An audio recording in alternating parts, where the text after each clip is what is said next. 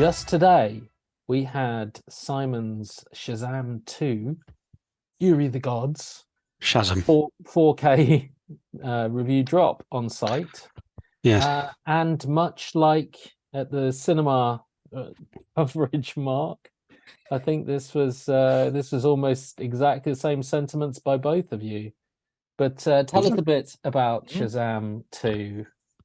I didn't realise, and I knew we'd reviewed it on site, but I didn't know who reviewed it because I hadn't read it, and I wasn't, because I really enjoyed the first film. Don't know why I bothered. I know. This is the thing. I did read it. He reads your You have to reviews, because you proofread them. Yeah. Okay. Fair. It landed. This came. When did I get this? Saturday, I think it dropped through the doorstep onto the doormat.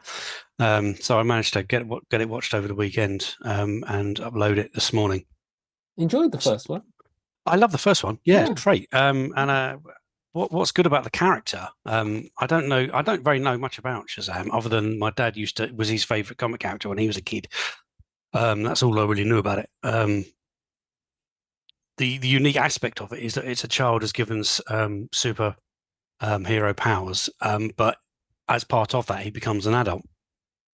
So he's fighting, adult themes, but still a teenager or a child. And that's quite a unique selling point,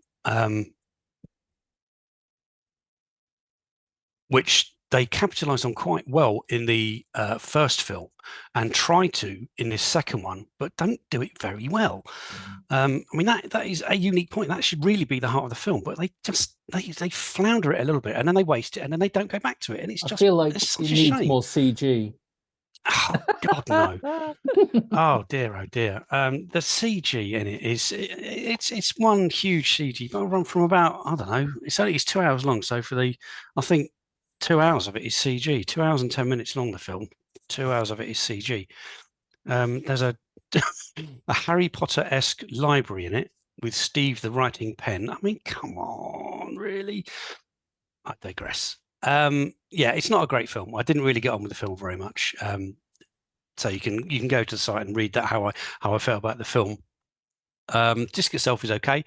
Image is let me think about it because it was only today, wasn't it? It is an all digital image, native 4K,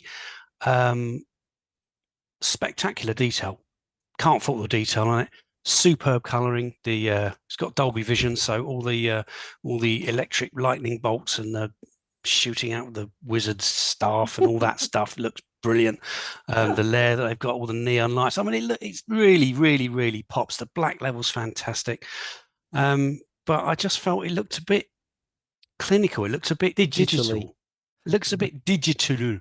It doesn't have that warm kind of cinematic filmic glow that you would come to expect with a decent film.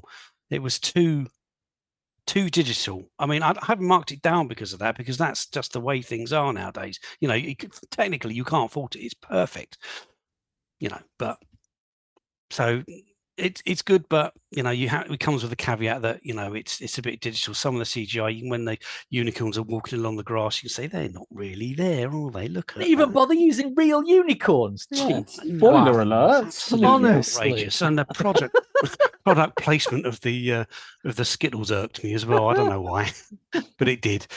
Dolby Atmos track that needed a bit of a tweak, actually, a bit like the old Disney disc. It needed a bit of a tweak up to get the most out of it. But once you increase the volume by 2 or 3 notches, it really livened up. It was fantastic, completely enveloping. Sounds from all around, particularly because it's all big battles here, there, and everywhere. Monsters growling and lightning and people punching and explosions, all that stuff. It's made for Atmos. It's absolutely enveloping. So there's no problems there. The extras on it are pretty good, actually. There's a commentary and a fairly good making of, and they all the rest of it are bits and bobs culled from that one main making of, which is about half hour long. And there's loads and loads of deleted scenes as well, which means this film could potentially have been nearly 3 hours long, or at least 2.5 hours.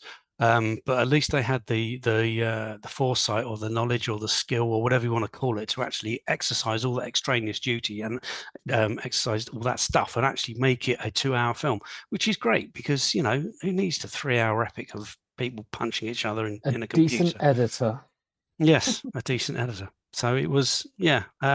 So disc-wise, it's okay if you can get on with the film. It's unlikely that I'll spin this one again, but I have watched the first one a couple of times because I quite enjoy it.